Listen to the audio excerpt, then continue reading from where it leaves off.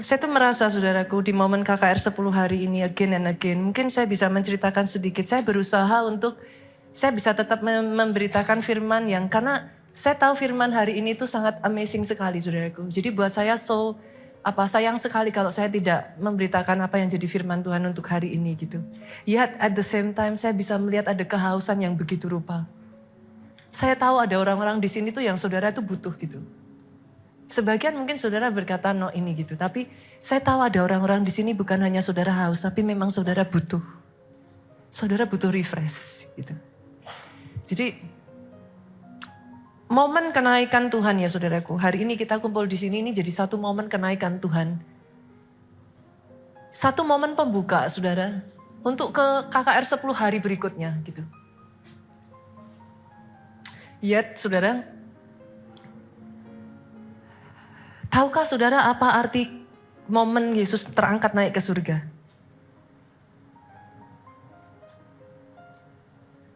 Momen yang sama 2000 tahun yang lalu ya saudaraku. Dia itu menitipkan pesan terakhirnya buat murid-muridnya. Dan buat saya yang membuat saya itu kalau sudah bicara soal yang ini saya tuh jadi melo gitu saudara. Kenapa? Karena dari semua kalimat yang dia bisa pilih. Pada saat dia akan angkat naik ke surga ya saudaraku. The last word. Kalimat terakhir yang Yesus tinggalkan Bu. Dia itu ngomong kayak gini. I am with you. Always.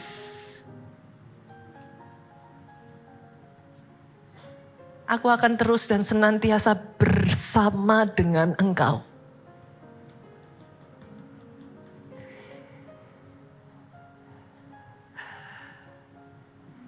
Jadi hari ini saya ingin mengajak saudara untuk melihat satu hal ini. You are not alone. Nanti kalau sementara saya khotbah dan saya berjalan, saudara, it's okay ya saya berdoa buat saudara, is it okay, fine?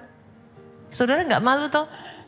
No ya, ngapain kita juga sama-sama di sini ya. Saya tahu kok ada teman-teman di tempat ini yang, it's okay, I pray for you. Eko poshete karapapapapapapapa. Eto koposhete karapapapapapa. Sejak semula kamu gak pernah sendirian. Gak pernah lo ditinggal. Sejak dari awal. Kadang kamu ngerasa sudah so heavy and you've gone through a lot of things. Tapi bukankah dia Yesus selalu setia? Dia cari kamu lagi, dia tarik kamu lagi, dia bawa kamu lagi. I pray Lord, let your love just flow in her. Tahukah saudara dari awal ya saudaraku, media boleh munculkan. Saya ajak saudara melihat dari Matius 28 ayatnya yang pertama sampai ayatnya yang ke-16 sampai ayatnya yang ke-20 saudaraku. Media masih bisa nyorot, boleh gak teman-teman kasih tepuk tangan untuk media yang membantu semuanya dimungkinkan untuk dilakukan. Ayat 16 tuh ngomong kayak gini saudaraku, dan ke-11 murid itu berangkat ke Galilea.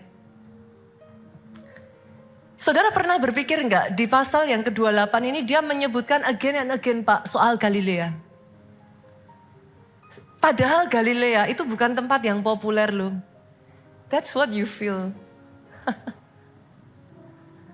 Galilea itu bukan tempat yang populer saudaraku. Galilea itu tempat yang sangat banyak penduduknya itu orang-orang sederhana Pak. Tapi buat Yesus, Galilea itu punya meaning tersendiri. Saudara tahu kenapa? Yesus memulai pelayanannya di Galilea. Dia boleh lahir di Bethlehem, tapi dia cuma numpang lahir Bu. Di Galilea dia dibesarkan dan disitulah dia memulai pelayanannya. Saudara masih ingat kisah dia merubah air menjadi anggur? Dilakukan di mana? Kana yang di Galilea. Dan tahukah saudara, Yesus memanggil murid-muridnya untuk pertama kalinya itu di Galilea saudara. Saya tuh merasa ya ada banyak di antara saudara hari ini ya, dia tuh calling you back loh. He is calling you back. Go ahead, it's okay. Ayatnya yang ke-16 ini saudaraku. Kalau saudara lihat, selanjutnya ayat ini ngomong gini, ke bukit yang telah ditunjukkan Yesus kepada mereka. Some scholars, saudaraku, para ahli itu mengatakan dan mereka believe bahwa bukit yang ditunjuk oleh Yesus, di mana dia memanggil kembali murid-muridnya, ini adalah bukit yang sama, Pak. Tempat Yesus pertama kalinya memanggil murid-murid terdekatnya. Kadang saya tuh jujur ya Pak ya, kenapa toh kok sampai hari ini saya tuh masih berdiri kayak gini nih ya. Saya tuh punya Tuhan yang so sweet Pak. Dia itu memakai bukit yang sama untuk mengingatkan murid-muridnya Bu. Kenapa? Karena pada saat Yesus memanggil mereka kembali ke atas bukit yang sama ini, mereka itu goncang Pak. Saudara kalau lanjut di ayatnya yang ke-17 di sana dikatakan ketika melihat Yesus, mereka menyembahnya. Tapi ayat itu kemudian berkata beberapa orang ragu-ragu. Ini orang-orang yang sudah berjalan bersama Yesus 3,5 tahun loh Pak. Saudara tahu kenapa mereka ragu-ragu? Sama seperti momen pandemi kemarin saudaraku. Momen pada saat Yesus disalibkan, ada banyak murid-murid Yesus goyah. Mereka goncang. Come on, sekelas Peter. Dia menyangkal Yesus. Pada saat mereka naik ke atas bukit itu, saudaraku, posisi mereka tidak sama lagi. Once upon a time, Yesus memanggil mereka di atas bukit itu. Tapi kali kedua mereka berjumpa dia di atas bukit itu, mereka hancur, mereka ada di dalam keadaan terpuruk, mereka lari ketakutan Pak. Saya berdiri di tempat ini ya saudaraku, saya melihat sangat banyak orang yang hancur di tempat ini. Itu sebabnya saudara berkata saya butuh Tuhan. Sama seperti murid-muridnya sebagian dari saudara engkau sudah lari. Capek. Saudara harus tahu loh, sebagian dari murid Yesus kembali ke pekerjaan lama mereka. Masih ingat pada saat Yesus berjumpa dengan Petrus? Petrus sedang apa saudara? Dia balik menjala ikan lagi Bu. Dia sudah meninggalkan panggilannya.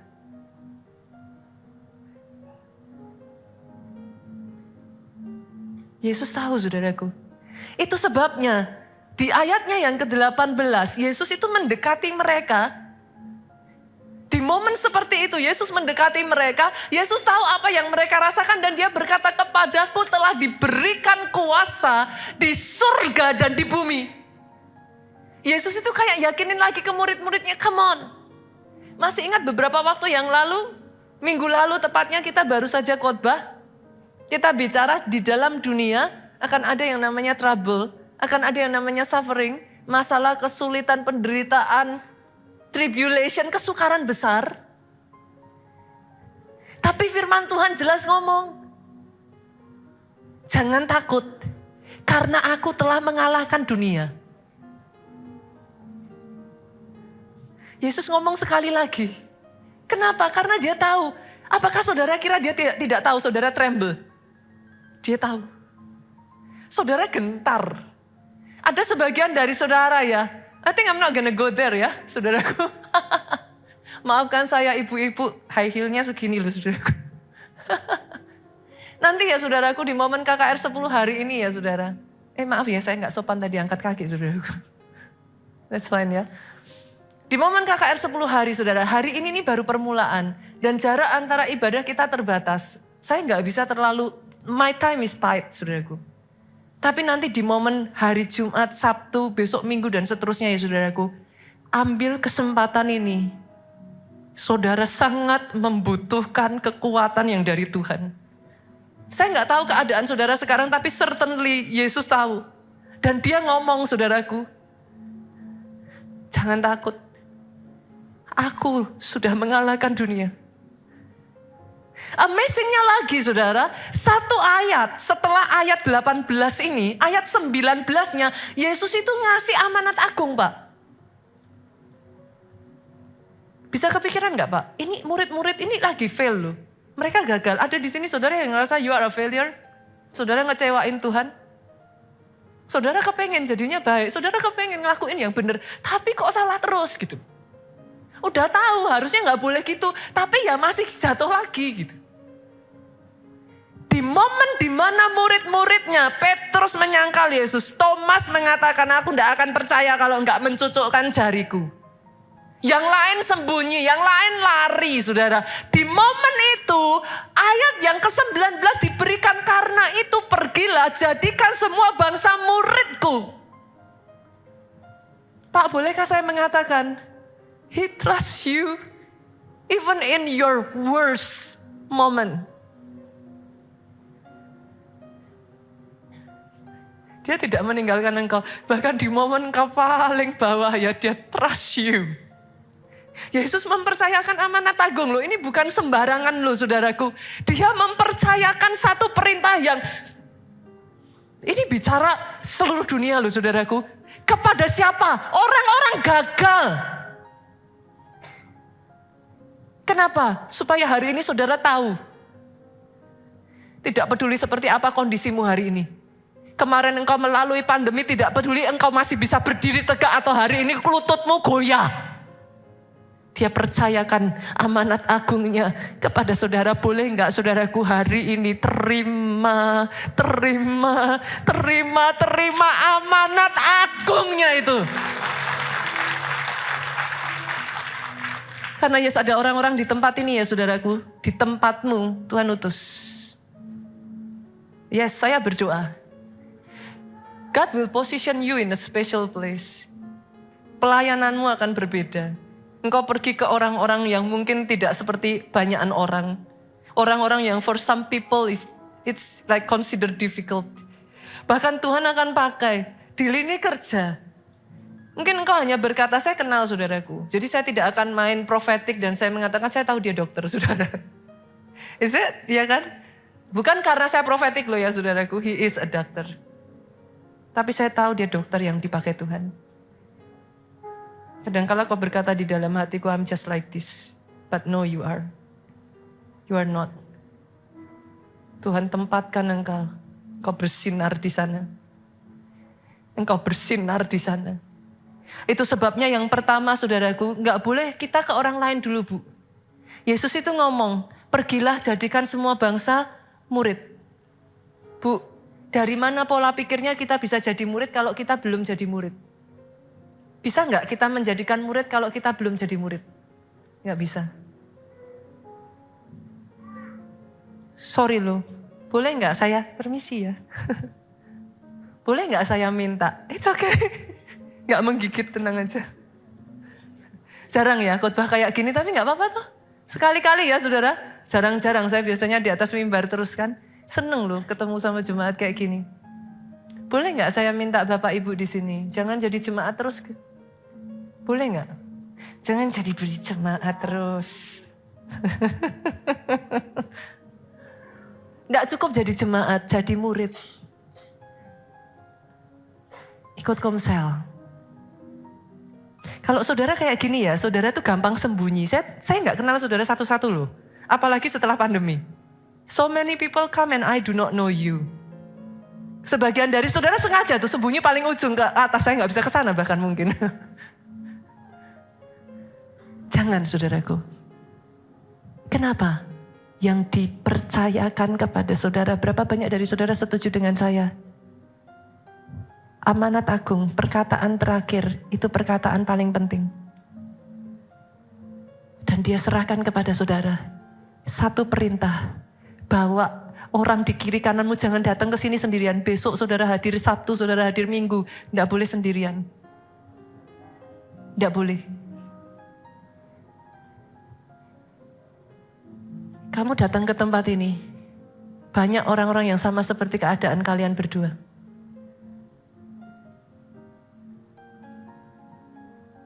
Mereka butuh Tuhan. The same reason why you are here. They need you to bring them here. Saya nggak bisa ke tempat yang saudara bisa jangkau. Ini nggak tahu media masih bisa, oh masih bisa ya? Medianya keren loh.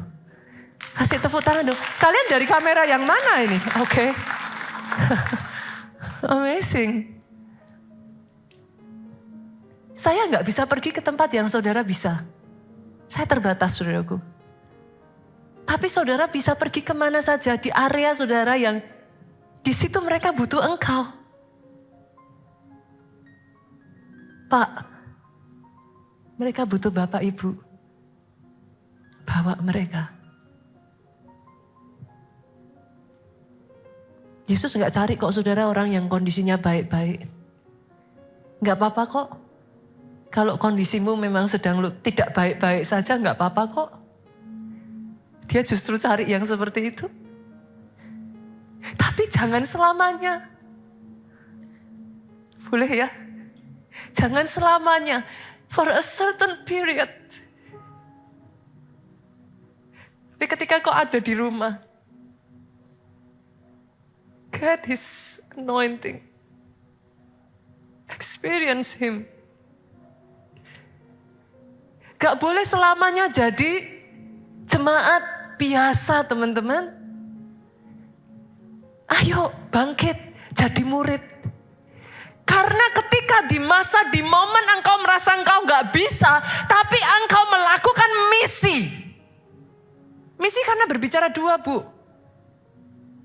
Satu sisi di tempat kerjamu, tapi jangan lupakan amanat agungnya. Di momen dimana, Pastor, saya aja masih jatuh dosa. Kok saya ngajakin orang lain?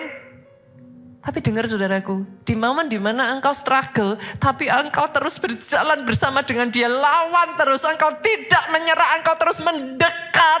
Di momen dimana engkau terus menjalankan amanat agung, bahkan di titik terendahmu, dengar ini. Ayat 20 berkata, Aku menyertai kamu senantiasa sampai akhir zaman.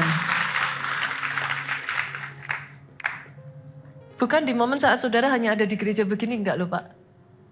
Tapi ketika engkau ada di luar sana.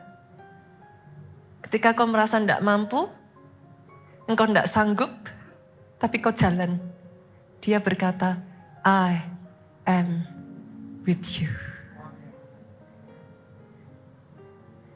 Kalau ada di tempat ini yang saudara sakit ya saudaraku.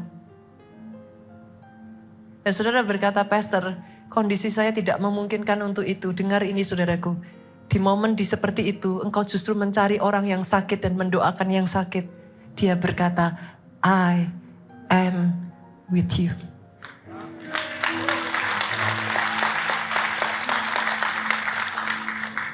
Di titik itulah saudara akan merasakan penyertaan Tuhan. Dahsyat. Pastor, how do I know Tuhan menyertai saya? Nggak bisa kok ditipu saudaraku. Ketika ada penyertaan Tuhan atas kehidupan seseorang ya saudara.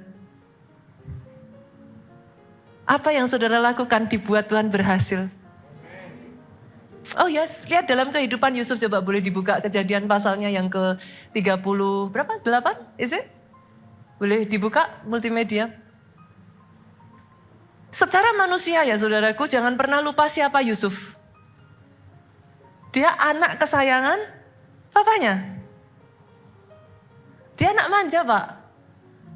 Dia gak pernah melakukan pekerjaan berat. Kebayang gak Pak? Yusuf yang seperti itu gak pernah kerja keras Bu. Dibuang sebagai budak. Dia gak punya koneksi di Mesir Bu. Dia masih mentah. Menurut saudara bisa berhasil gak? Ada di sini yang merasa begitu? Halo? Teman-teman yang ada di belakang. Hari ini maaf ya, saya bikin PR tim media ini. Tapi seneng aja saudaraku, biar tim medianya gerak. Yusuf secara manusia ya saudaraku, halo. Yusuf secara manusia ya Bapak Ibu. Gak punya chance untuk survive loh. Saya tuh pernah ngalami dalam kondisi yang seperti Yusuf, tetapi dalam titik yang very jauh Pak. Sangat gak ada apa-apanya dibanding Yusuf Pak. Saya ini anak yang dimanja orang tua saya Pak. Papi saya punya 3 anak perempuan, 3-tiganya itu dimanja. Kita itu nggak pernah boleh, saya itu nggak pernah tahu rasanya nyapu, ngepel, saudaraku. Karena nggak boleh. Bukan nggak mau, nggak boleh gitu. Saya nggak bisa masak. Jangankan masak, bikin nasi aja nggak bisa. Yang terkecil dari masak apa Bapak Ibu? Bikin Indomie, saya nggak bisa Pak. Saudara tahu cara saya bikin Indomie, tak cemplungin semuanya seplastik-plastiknya, saudaraku. Saya tuh pernah diketawain Bu Susan sama Pak Yosi. Satu waktu kita pergi barengan bikin Indomie itu saya nggak tahu caranya, tak buka aja saudaraku, tak masukin minyak. Itu bumbu apa segala macam nggak saya keluarin dari plastik, satu plastiknya saya masukin saudaraku. Saya dimanja orang tua saya saudaraku. Sampai satu ketika saya dikirim ke Amerika untuk studi Bu. I don't know what to do. Satu malam saya pernah ya saudaraku nangis, lapar, nggak bisa pergi kemana-mana, nggak tahu cara masak nasi. Saya nggak tahu bahasa. Bahasa Inggris zaman dulu sama zaman sekarang beda. Anak-anak sekarang cas-cis-cus bahasa Inggrisnya. Zaman dulu itu bahasa Inggris kan kita cuman kayak ya begitulah gitu. Nggak bisa gimana gitu. Setiap kali nonton TV apa gitu nangis. Lah gimana? Nggak mudeng saudaraku apa. Yang di sini ada bahasa Jawa nggak? Saya ngomong bahasa Jawa. Nggak ngerti saudara, itu yang di TV ngomong apa tuh saya nggak ngerti. Kebayang nggak Yusuf itu di Mesir nggak bisa bahasanya loh. Dia dijual sebagai budak. Secara manusia tidak ada chance untuk Yusuf berhasil. Tapi coba kita baca saudaraku, yuk multimedia tayangkan. Kejadian pasalnya yang keberapa itu? 38 kah? Oke, 39, sorry. Ayatnya yang kedua mengatakan seperti ini, tetapi Tuhan menyertai Yusuf sehingga ia menjadi seorang yang selalu berhasil dalam pekerjaannya. How can it be? Saudara ada di sini yang merasa seperti itu? Pastor, sejak pandemi saya keluar, saya di PHK, saya tidak pernah, saya merasa kayak I'm a newbie. Dengar ini ya saudaraku, ketika ada penyertaan Tuhan atas hidupmu, apa yang kau kerjakan dibuatnya selalu berhasil. Momen ini ya, KKR 10 hari ini ya saudara, ketika kau tarik pengurapannya saudaraku. Sadari penyertaannya ada atas hidupmu. Seorang Yusuf anak manja yang tidak tahu apa-apa, tidak ngerti bahasa, tidak pernah kerja keras, tidak tahu what to do. Semua yang dia kerjakan Pak, dibuat Tuhan berhasil. Karena ada penyertaan Tuhan. Penyertaan Tuhan by the way saudara, membuat saudara itu dicintai orang-orang di sekeliling saudara. Gak tahu kenapa saudaraku, orang sayang aja sama saudara. They just love you. Saya tuh sering terharu loh saudara dengan bagaimana ya. Ada di sini yang saudara ngerasa kayaknya semua orang kayak keras terhadap saudara. Pastor, boleh nggak di momen ini ketemu Tuhan secara pribadi saudaraku dan alami rasakan penyertaan Tuhan atas kehidupan saudara. Saya ngalami dan saya boleh berkata kepada saudara, saya nggak pernah mau itu lepas dari hidup saya. Karena berjalan bersama Tuhan Pak, entah bagaimana, jatuh di tempat yang tepat. Yusuf di penjara loh saudaraku. Tapi Alkitab mencatat, coba buka lagi Kejadian 39. Di penjara pun, di penjaranya bersama dengan orang-orang penjara yang dari bawahan raja, saudara. Dia jatuh pun di tempat tepat. Ketika ada penyertaan Tuhan ya saudaraku, engkau merasa hidupmu gagal pun, engkau diizinkan gagalnya, jatuhnya di tempat yang tepat untuk dia membangkitkan engkau jauh lebih tinggi lagi.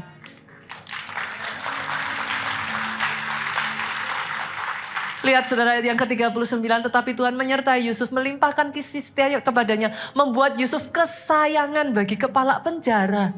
Sudah di penjara aja masih disayang. Saya tuh pernah ya saudaraku pulang dari Amerika for good, dasar perempuan ya. Berangkat itu 2 koper, pulang jadi 8 saudaraku. Sama ya Pak. Oh sama katanya, samanya ini saudaraku. Samanya istri bukan bapak ya. pulang itu jadi 8, saudara, koper saya. Saya tuh berpikirnya bukan masalah di bandaranya yang di sana ya, saudara. Kalau di sana masih ada teman-teman yang bisa bantu ya. Tapi kan rumah saya tuh di Solo, saudara. Itu kan mendarat semuanya di Jakarta. Barang segitu banyak di Jakarta saya nggak ada yang jemput. Ngangkatnya tuh lumayan loh. Tapi tahukah saudara, entah bagaimana ya saudaraku, sepanjang perjalanan itu Tuhan menempatkan malaikat di sekeliling saya. Orang-orang yang tidak pernah saya kenal sebelumnya. Tapi seolah-olah sudah saudara, kenal sama saya sudah lama sekali saudara. Dan sepanjang perjalanan hampir 20 jam lah saudaraku. Tahukah saudara, ini satu rombongan sekitar 6 orang Pak. Itu sudah bawa kartu, bawa monopoli, bawa game board, saudaraku. Kami ketawa hahaha hoho di dalam pesawat, saudara. I'm never alone, Pak. Sampai di Jakarta, teman-teman baru inilah yang membantu saya. Tidak saya minta mereka bawakan troli. 8 koper itu, saudaraku. Dengan sukacita mereka antarkan sampai saya masuk. Kita bye-bye, saudaraku. Mereka pulang karena mereka tinggal di Jakarta. Isn't God good? Penyertaannya mungkin diizinkan ngalami, tapi engkau tidak pernah dibiarkan sendiri. Dan kalau ada penyertaan Tuhan, saudaraku, yang ketiga, ketika ada penyertaan Tuhan, ada perlindungan Tuhan. Sejak hari ini jangan pernah bilang ya, kebetulan saja gak kecelakaan, kebetulan saja gak ketabrak. Gak ada kebetulan Bapak Ibu. Ketika itu terjadi kau tahu ada penyertaan Tuhan. Pernah saudara dengar kesaksian? Sampai mobil terguling, sampai ini itu dan lain sebagainya. Tidak ada luka, satu goresan pun. Apakah itu kebetulan? No. Tidak. Ada yang namanya kebetulan. Diizinkan. Penyertaan Tuhan bukan berarti lalu kemudian bebas masalah, saudaraku. No. Enggak lah. Kita selalu akan ada masalah. Tapi boleh enggak hari ini saya naik ya. Boleh enggak hari ini saya mengajak saudara untuk melihat masalah dengan cara yang berbeda? Boleh Bapak Ibu? Oke ya. Selama engkau hidup di dalam dunia, Alkitab berkata, di dalam dunia engkau akan mengalami suffering, trouble, tribulation. Trouble masalah, suffering penderitaan, kesulitan, tribulation, kesukaran besar. Jadi senggol kiri kanan, jangan harap gak ada masalah. Siapa bilang? Ilusi, saudaraku. Orang Kristen yang berpikir bisa menghindari masalah, saya katakan ilusi. Masalah selalu ada, Jo. Masalah selalu ada, saudaraku. Tapi gini, saudara. Boleh gak saya bagikan sesuatu yang saya merasa ya, kebenaran ini memerdekakan saya, Pak. Dalam kehidupan kita ini ya, this is a game of faith. Banyak orang Kristen tahu tapi gak tahu. Saudara ada di dalam pertandingan iman. Saat saya kecil, saudara, saya itu pernah main yang namanya pertandingan, saudaraku, lempar balon air. Ada di sini yang pernah? Yang gak pernah masa kecil, saudara, kurang bahagia. Saya tuh senang, saudaraku. Jadi balon diisi air, dipompa, saudaraku. Nanti pokoknya kalau saudara dilempar kena, saudara out. Gitu. Pertanyaan saya, dalam game seperti ini Pak, ada nggak orang yang terlalu naif, terlalu foolish, udah tahu gamenya balon air, nggak bawa persediaan balon air? Salah siapa itu? Saya tarik ya saudara. Your life is a game of faith. Hidupmu itu pertandingan iman. Tapi berapa banyak anak-anak Tuhan yang tidak siap imannya? Masalah akan selalu ada. Biarin masalah itu ngerasa krik-krik, saudara. Jangan baper. Dia ada, biarin aja, cuekin aja. Kenapa? Akan selalu ada kok, saudara mau lari. Dia suka sama saudara malahan. Semakin lari, semakin dikejar. Buktikan perkataan saya. Tapi buat dia krik-krik. Masalah tidak pernah jadi masalah kalau kekuatanmu lebih besar dari masalahmu. Bangun imanmu.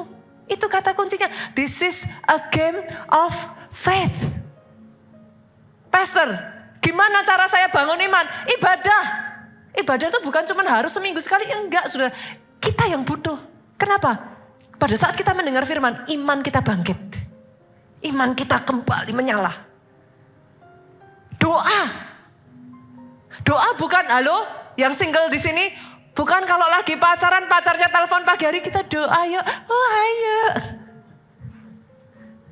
Nanti kalau putus cinta doanya putus. Ada di sini yang pacaran pagi hari sudah, yuk kita saat teduh.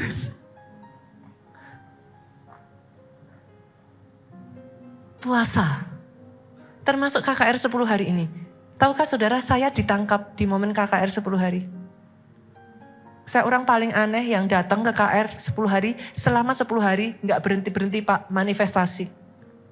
I don't care what people say about manifestation. Ada sebagian orang akan mengatakan kepada saudara, apa itu manifestasi bukan dari Tuhan. Mana ayatnya? Alkitab pernah ngomong saudaraku, murid-murid, masih ingat Petrus waktu itu? Mereka berbahasa roh dalam glosolali maupun sonolali. Setelah itu Alkitab berkata, mereka seperti orang mabuk, itu apa?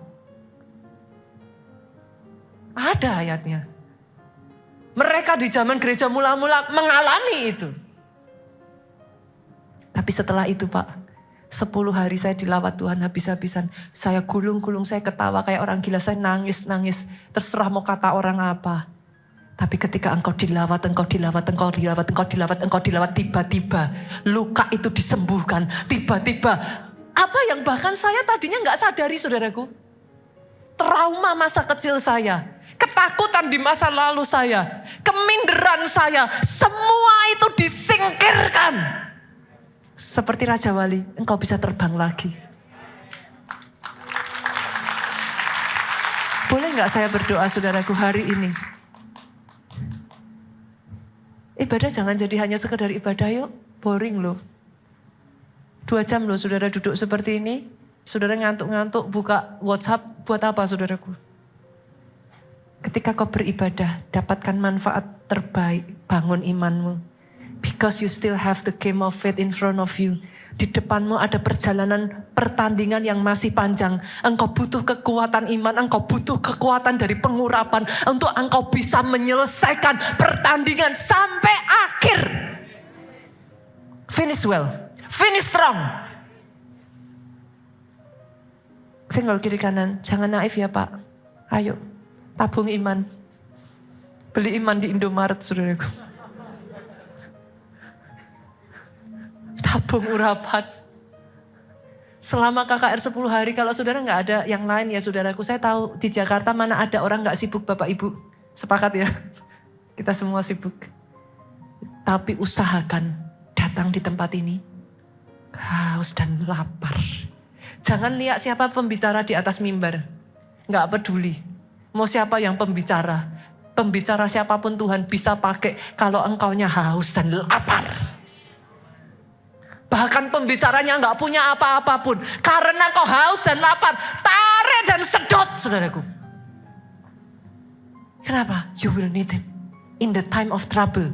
Di masa-masa sukar. Di masa-masa tribulation. Kesukaran besar ya. Kuat imanmu. Justru engkau keluar. Bukan cuma pemenang. Champion. Semakin besar masalahnya. Gak jadi masalah. Kalau kekuatanmu cukup Pak.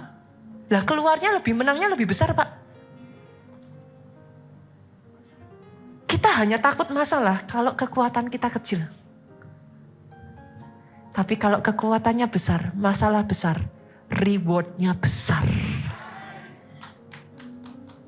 Yang terakhir saudaraku, ketika ada penyertaan Tuhan, dengar ini baik-baik saudara. Ketika ada penyertaan Tuhan, dia membuat engkau lebih dari pemenang. Unbeatable, unshakable. Kalau sudah kayak gitu gimana iblis gak takut Pak? Mungkin dia akan berkata ya sudahlah yang ini gak usah diurusin lah. Lah gimana? Itu tuh tinggal game of faith, itu tinggal kuat-kuatan aja kok saudaraku. Siapa lebih kuat itu aja. Doa saya, di saat engkau ada di titik terendahmu, Pastor, bagaimana saya bisa tetap ada di dalam penyertaan Tuhan? Yang pertama, jangan ragukan penyertaan Tuhan. Jangan ragukan, saudara. Maksudnya gimana, Pastor? Kalau saya nggak lihat pertolongan Tuhan, apa? Maaf, saudara, saya tuh suka sekali pakai bahasa Jawa, saudara. Mantep soalnya. Bapak Ibu tahu menteles nggak? Tahu menteles? Saya tuh dimarahin suami, ini suami ada di pik nggak apa-apa, saudaraku. Menteles tuh ya saudaraku, kayak itu loh. Saudara, Bapak Ibu pernah lihat boneka putaong? Tahu ya? Boneka yang itu loh saudara, bawahnya pasir. Kalau ditinju, jatuh, bangkit lagi. Tahu ya? Bonekanya itu ya, sebel kan? Tinju, jatuh, blok, berdiri lagi. Saudara sama iblis, kalau dihadapkan pada masalah, boleh saudara nggak lihat ada pertolongan Tuhan. Kalau saudaranya menteles, tinggal waktu, tunggu waktu aja kok. Kuat-kuatan aja kok. Saudaranya atau iblisnya yang minggir udah gitu aja. Coba dilihat, kalau saudara terus menteles kayak boneka putaong. Mau ditinjuin terus tinju, ini nyebelin ini lama-lama.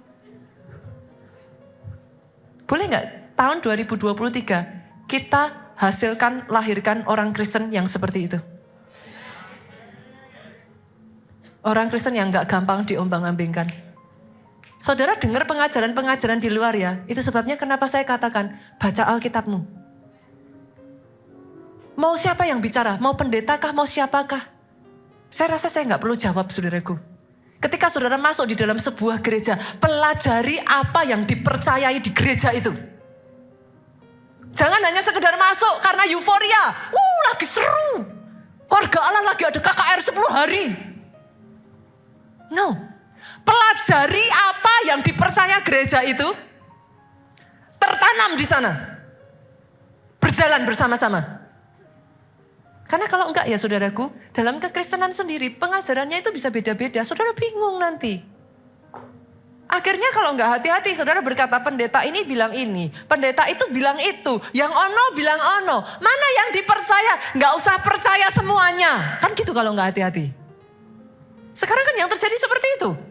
Apa? Orang Kristen yang lahir dari YouTube kan gitu. Lah semua dilihat. Kemarin saya dengar, saya ketawa saudara. Bagusnya saudara. Wah vitaminnya banyak, dengerin banyak firman. Dari A, B, C, D, E, F, G gitu kan. Lama-lama error saudaraku kalau gak ada. Lah habisnya denger yang ini bilangnya beda Pak. Di sini diajarin beda lagi. Akhirnya saudara pakai pikiran saudara sendiri. Gak boleh. Balik ke Alkitab. Loh di sana ada semua. Mau tahu kebenaran? Buka Alkitab, senggol kiri kanan. Makanya Alkitabnya jangan dijadiin bantal. Loh saudara gak pernah buka kok. Gimana saudara bisa tahu kebenarannya seperti apa? Tafsirnya seperti apa? Sepakat Bapak Ibu? Sejak dari hari ini, jadi orang Kristen, kokoh akarnya. Mau dicabut, iblis berusaha nyabut saudara. Mbok ya coba saudara, nyabutnya lah sampai. Jangan jadi rumput jalanan itu loh saudaraku. Saudara pernah nyoba nyabut rumput jalanan? Gampang kan Pak? Plup, gitu kan? Jangan. Kalau orang Jawa bilang tuh ngoyot saudara. Mantep tuh, ngoyot. Apa itu Pastor? Berakarnya sampai dalam. Nah, saya jelasin ke saudara berakarnya sampai dalam. Bahasa Jawanya ngoyot. Nah, kan enak tuh saudara. Susah saudara keluar kalau ngomong itu. Orang Surabaya juga sama ya, punya bahasa yang mantap ya. Ada di sini yang dari Surabaya, halo? Ada, ada. Ada dari Surabaya lagi. Orang Surabaya tuh bahasanya juga asik gitu Pak. Mantap itu saudaraku. Balik lagi saudaraku. Yang terakhir ya. Berjalanlah hidup. Terus jaga hidup kita ini berkenan di hadapan Tuhan. Pastor, kita manusia gak lepas dari dosa. Kita gak lepas dari salah betul. Tapi Tuhan tahu ketika hatimu itu berusaha untuk terus hidup berkenan di hadapan Tuhan. Daud bikin salah. Oh, kesalahannya Daud itu besar loh Pak. Sangat besar saudaraku. Saul bikin salah lebih kecil. Kenapa justru Daud diampuni? Karena pada saat Daud bikin salah, langsung saat ditegur dia katakan, aku salah. Titik. Saul bikin salah, lah gara-gara.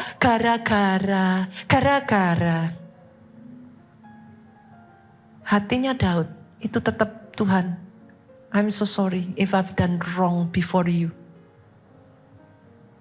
Boleh para pelayan Tuhan di sini, keluarga Allah. Jadi pelayan di sini jangan tertipu ya Bapak Ibu. Masih daging kok. Saudara injak kaki saya juga saya injak kayaknya kaki saudara. Enggak saudara. Orang Solo tuh kalau kakinya diinjak katanya, au gitu saudara. Masih daging. Kenapa saya harus katakan ini? Saya masih bisa mengecewakan saudara. Teman-teman di sini semuanya masih terbatas. Tapi doa saya ya para pelayan Tuhan, lalu hati kita harus tetap kepingin menyenangkan Tuhan, itu yang nomor 1. Kenapa? Manusia bisa mengecewakan. Pastor Obaja itu selalu mengingatkan kami satu hal ini saudaraku. Manusia hari ini bilang kepada saudara A, besok bisa B. Orang-orang yang hari ini berkata kepada saya, I'm so blessed pastor. Pastor luar biasa. Saya nggak tahu kok saudara, di masa lalu saya mengalami orang yang sama menikam saya dari belakang. Tapi satu yang dikatakan Pastor Obaja kepada kami saudaraku. Jangan karena orang nyalain kamu nyalain Tuhan. Jangan karena orang ngecewain kamunya kecewa sama Tuhan. Jangan. Jaga hati kita tetap benar di hadapan Tuhan sampai akhir. Semua gereja sama saja. One way or another, somehow ya kita bisa dikecewakan dari gereja. Apakah itu membuat kita keluar dari gereja dan tidak mau gereja-gerejaan? Jangan. Stay in the church saudaraku. Tinggal di dalam. Disitulah engkau dibentuk, diasah. Sakit, tapi kau jadi tajam. Kalau engkau bertahan, engkau akan diluncurkan seperti anak panah. Sepakat Bapak Ibu? Boleh yuk. Jadikan momen hari ini ya saudaraku, titik balik. Panggilan itu dikumandangkan lagi atas hidupmu. Jadikan momen hari ini, titik kau menyadari, I am not alone. He is with you always. Angkat kedua tanganmu saudara, diberkati engkau oleh Tuhan. Amin. Titik permulaan ini. Tangkap itu saudara. Amin. Serap sedemikian rupa saudara. Terima sebanyak mungkin saudara. Diberkati keluargamu. Amin. Biar dia menjaga hidupmu saudaraku. Sehat badanmu. Amin. Baik jiwamu. Amin.